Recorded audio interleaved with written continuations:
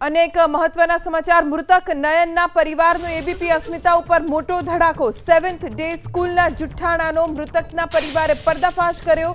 School संचालकोए कोई ज मदद न कर्यानो परिवारे धड़ाको कर्यो। स्कूल संचालको नहीं, अमे नयनने लई गया होस्पिटले तेवुं माताए कह्युं। તેમણે કહ્યું કે અમે જ રિક્ષામાં નયનને સરદાર પટેલ હોસ્પિટલ લઈ ગયા। સ્કૂલનો એક પણ સ્ટાફ મદદે ન આવ્યો। અમે ન્યાય માટે લડીશું।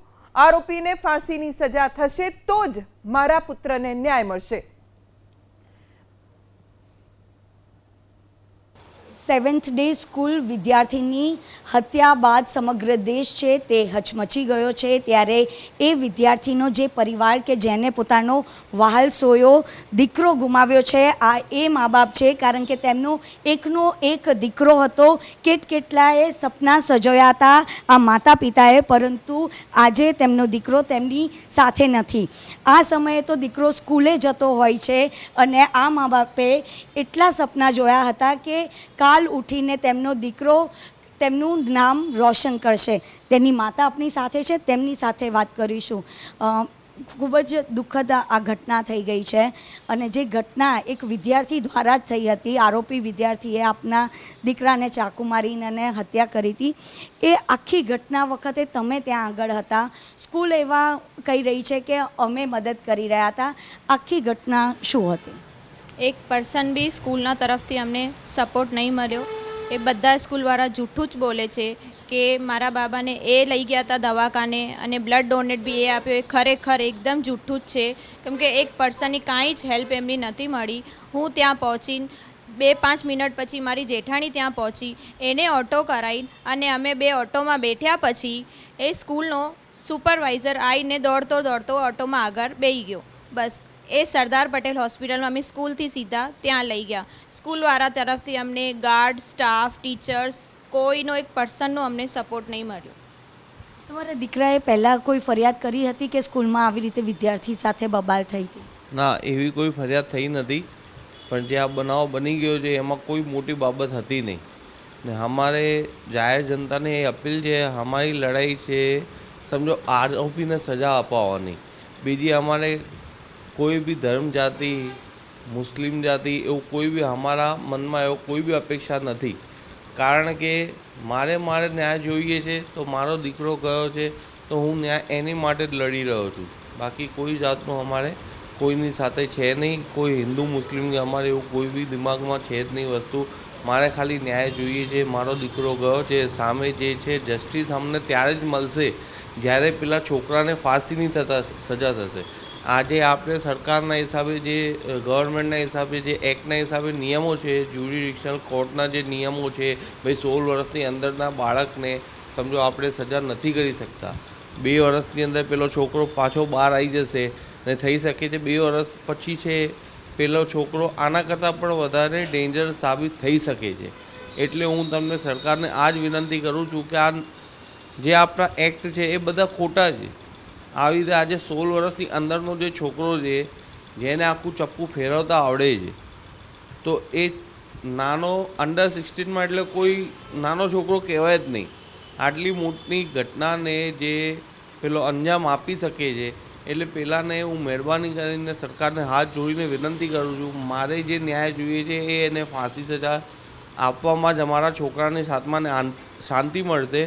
ને આમાં મા બાપ જેવા અમારા બંનેની ખાલી આ જે અપેક્ષા છે ગવર્મેન્ટ સાથે કે મહેરબાની કરીને એને ફાંસીની જ સજા આપો। બીજી કોઈ બી સજા અમારે લાગુ પડે। તમે 2 વર્ષ એને રાખીને અંદર પાછું બહાર મૂકી રાખશો, પાછું અમારે લડવા જઈ રહું તો એ પછી કોઈ મતલબ જ ના થયો, એ ન્યાય થશે જ નહીં।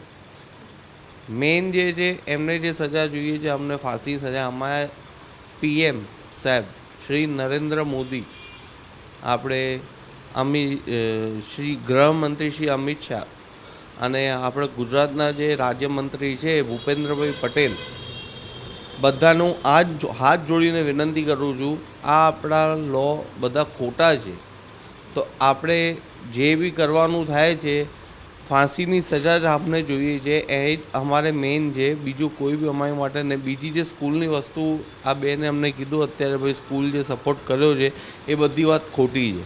સ્કૂલનો કોઈ બી માણસ, મારો છોકરો જ્યારે કમ્પાઉન્ડમાં પડ્યો હતો આખો લોહીથી લથપથ પડ્યો હતો એ ટાઈમે ઓછામાં ઓછા 100 જણ સિક્યુરિટી સ્ટાફનો ત્યાં એમનો જે સિક્યુરિટી હોય છે બધા ત્યાં કમ્પાઉન્ડમાં જ હતા, કેમ કે એ ટાઈમે સ્કૂલ છૂટી હતી. એટલે કોઈએ બી મદદ કરાવી નથી, કોઈએ 108 બોલાવી નથી. સ્કૂલની ઓછામાં ઓછી 15 વેનો સ્કૂલમાં જ પડી રહી છે, આટલી બધી 50 ગાડીઓ પડી રહી છે. કોઈએ બી મદદ કરવા માટે કોઈ બી વ્હીકલનો ઉપયોગ કર્યો નહીં. અમે પોતે જ બધું કર્યું. રિક્ષા બહારથી બોલાવી, મારા ભાભીએ અને મારી વાઈફે રિક્ષામાં છોકરાને બેસાડ્યો છે, પછી સીધા દવાખાને લઈ આવ્યા છે. બાકી કોઈ બી સ્કૂલનો સ્ટાફ આમાં સામેલ નથી, કોઈ બી મદદરૂપ સ્કૂલમાં આમાં થયો નથી. હું એટલું જ કહેવા માગું છું. કાળજું કાપી નાખે તેવી ઘટના બની છે બેન.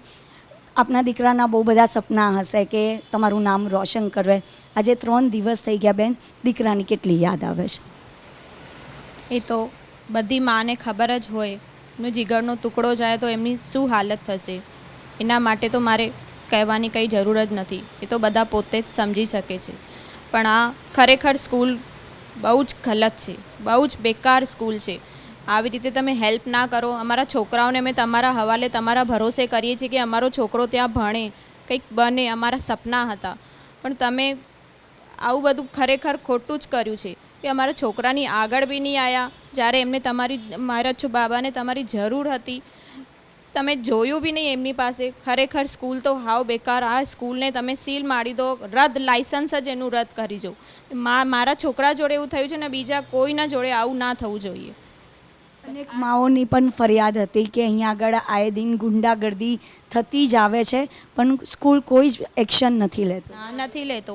એ તો ઘણા બધા પહેલાંના આવા કેસો થયેલા છે, પણ કદાચ બધા એવું જ રાહ જોતા હતા કે અમારા નયન જોડે થાય ત્યારે જ અત્યારે બધા જાગૃત થયા છે. આખા વર્લ્ડ લેવલ પર આ ફેલાયું. મારા બાબાનું કેસ જઈ રહ્યું છે વર્લ્ડ લેવલ પર, બધા અત્યારે જ જાગૃત થયા છે. એના પહેલાં જે થયેલા કેસો છે એમાં કોઈ જાગૃત નહીં થયું. બધા પેરેન્ટ્સ બી હાલ જ જાગૃત થયા. બધા રાહ જોતા હતા મારા નયન જોડે આવું થાય તો અમે જાગૃત થઈએ. આ બધા ખરેખર ખોટું જ થયું છે, બહુ જ ખોટું થયું છે. પણ અત્યારે ન્યાય જોઈએ. મારા બાબાને અને બીજા બધા જે છોકરાઓ છે એની સેફટી માટે ન્યાય જોઈએ. બસ હાથ જોડીને આ જ વિનંતી છે. તો આમાં હુંકાર લગાવી રહી છે, ન્યાયની માંગણી કરી રહી છે. તેમનો આ દાદી છે, એમને પોતાના પૌત્રને ગુમાવ્યા છે.